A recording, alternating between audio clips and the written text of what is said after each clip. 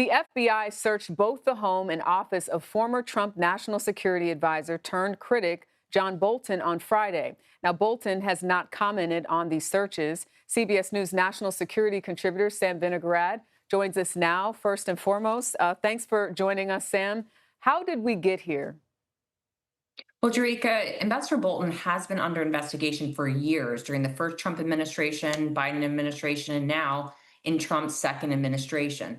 To be clear, in order for FBI off agents to be able to get warrants to enter Ambassador Bolton's home and office, they would have had to go in front of judges to show probable cause for those warrants and then execute them at the residence and at the office.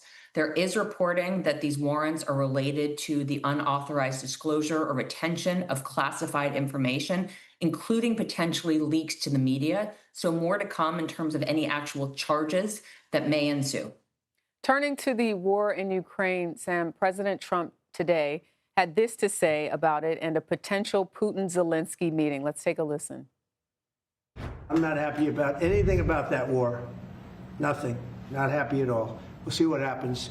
I think over the next 2 weeks, we're going to find out which way it's going to go. I know exactly what I'm doing.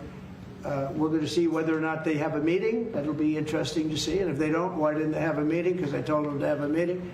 But I'll know in 2 weeks what I'm going to do. A pretty good idea. And there was more that he said there, but what else do we know? Well, the timeline for President Trump making a decision on how to end this war or put additional pressure on Vladimir Putin keeps sliding.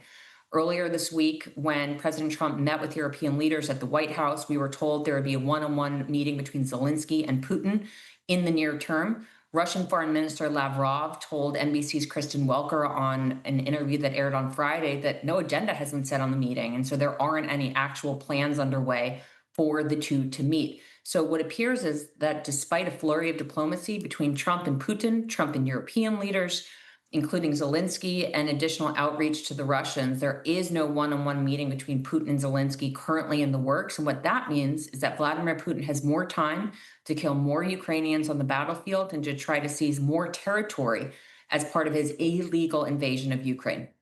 I want to turn now to another conflict we've been talking a lot about, and that's what's happening in Gaza. Israeli Prime Minister Benjamin Netanyahu says Israel is pushing ahead with operations in Gaza City while restarting negotiations with Hamas. Why is this happening? Well, there are reports that Israeli forces are already on the outskirts of Gaza City and additional reservists have been called up. Hamas reportedly accepted the latest Egyptian and Qatari ceasefire and hostage release proposal, and it's now on Israel's terms to whether they respond to that proposal positively or not. Prime Minister Netanyahu did issue a video message on Thursday indicating that it's time to restart negotiations and to get all hostages released. I will note as well that famine has been declared in Gaza this week.